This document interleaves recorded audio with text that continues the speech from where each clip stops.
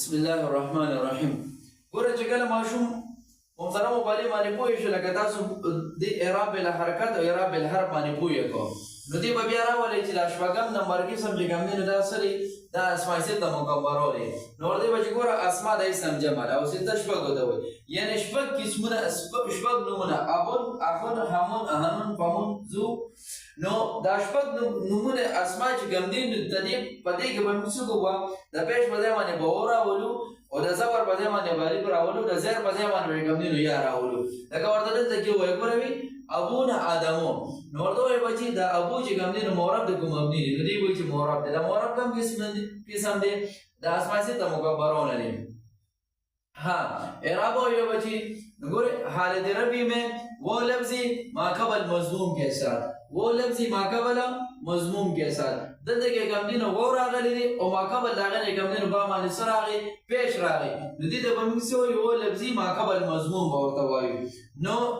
वो लफ्ज़ी माकबल मज़मूम के साथ हालत नस्मी में अलिफ लफ्ज़ी माकबल मक्तूब के साथ दल्ते के कम दिन सरागली दी अलिफ रागली दी और दालिम नमक की जगह में नुस्री अबामा निज़बर रागल माकबल मक्तूब और तवायु दवशंत अभी के हालत जरी में या लफ्ज़ी माकबल मकसूर के साथ यानी यारा बारा गलिला यारा गलिला और दयाना नमक की जगह में नुस्रा गलिली बामा निज़र रागली नो हालत जरी में या लफ्ज़ी माकबल मकसूर के साथ नदी में बड़ी माने पूरी कुछ रासवाइसे तमकबरा बची दी दवाई जबादी के बाद دا زمي فتح بده باندې کوم دي نو وو الف یا راځي نو سره بیا بده کې اجرا وکړو چې دا اوس وایي بچي چې ابونا دا مرفوع منصوب مجرور کې کوم دي نو سره مرفوع دي د سره وجنا د مبتدا د وجنا ابو مضاف ناجب مضاف الیه مضاف الیه چې کوم دي نو مبتدا شروع نو دا مرفوع دي د مبتدا د وجنا اوس وایي بچي چې دا مرفوع منصوب مجرور اعراب الحرف ته اعراب الحرکت ته دې به چې دا اعراب الحرف دی ولي زګه کوم دي نو راغلي دي دلته کې کوم دي نو دا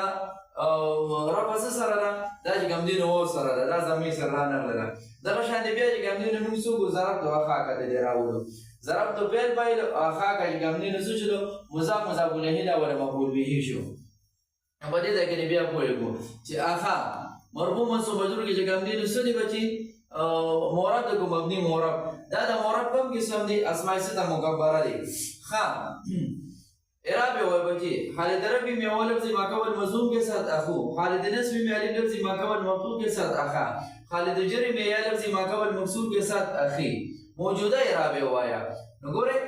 موجوده اعراب چې کوم دي نو مفعول به دی او مفعول به منصوب وي او موږ وایو چې د اسماء سته مکبرونه سب چې کوم دي نو هغه الف ماقبل مفتوح سره راځي نو حالت نصب میں الف لفظ ماقبل مفتوح کے ساتھ اخا دغه شان چې کوم دي نو رأيت رجلا ذا فهمي سره کوم دي نو موږ دې باندې باندې پوهیږو په دې طریقې سره پوهیږو چې ګوره دا رجلا چې کوم دي نو سره مرفوع منصوب مجرور کې دا منصوب دی حتی دې دا منصوب دی نو دلته کې کوم دي نو اعراب الحرف او اعراب الحرکت دی اعراب الحرکت دی ولي دلته کې کوم دي نو زبر راغلي دو زبر راغلي دي نو دا غي د وجه کوم دي څه اعراب الحرکت شو خذا فاهمين ذات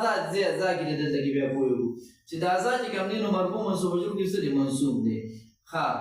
نو اعراب الحرف او اعراب الحرکت دی اعراب الحرف دی ولي دلته کې کوم دي نو الف راغلي دي دا منصوب دی او دا منصوب دی او دلته کې منګه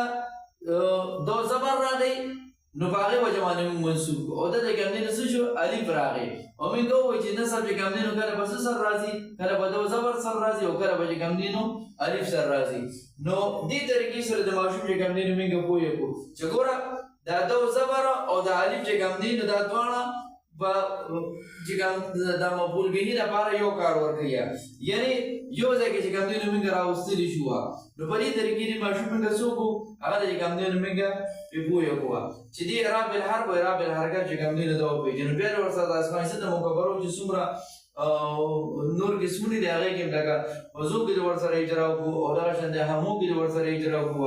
او هنو کې ورسره اجرا وکړو چې څومره دي فهمون هغه کې ورسره اجرا وکړو او ماشوم نه کوم دي نو په دې باندې په دې کې کوم دي نو ماشوم سو روان دي چې دې تددا مسله کوم دي نو هر شي دی اعراب الحرف او اعراب الحرکت چې کوم دي نو هغه او پیژني